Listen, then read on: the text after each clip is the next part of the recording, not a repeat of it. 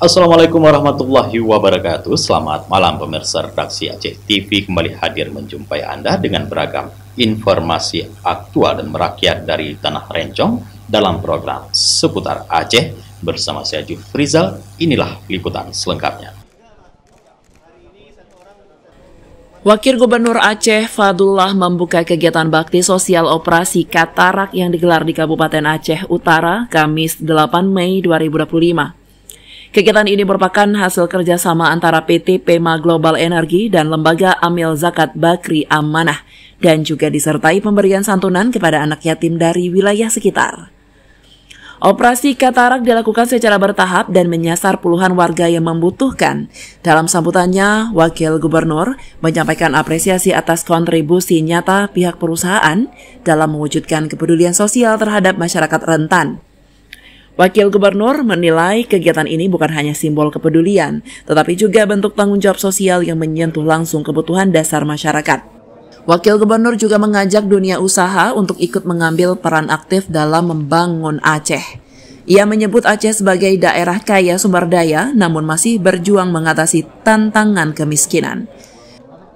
Pertama sekali kami pemerintah Aceh mengucapkan ribuan terima kasih kepada perusahaan PGE dan IMP yang telah melakukan operasi Katarak dan santunan anak yatim untuk di sekitar wilayah Aceh Utara atau Kota Lusmawe.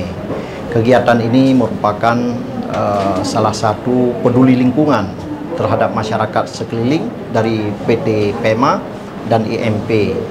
Mudah-mudahan ini terus berlanjut.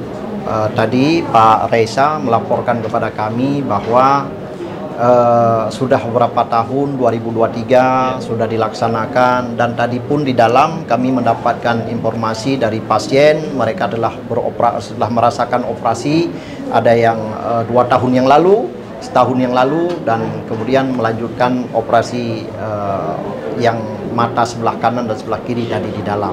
Sekali lagi kami ucapkan ribuan terima kasih kepada perusahaan PGE dan IMP. Mudah-mudahan kegiatan sosial ini terus berlanjut untuk masyarakat di wilayah Kota Lusmawe, Aceh Utara, umumnya Aceh.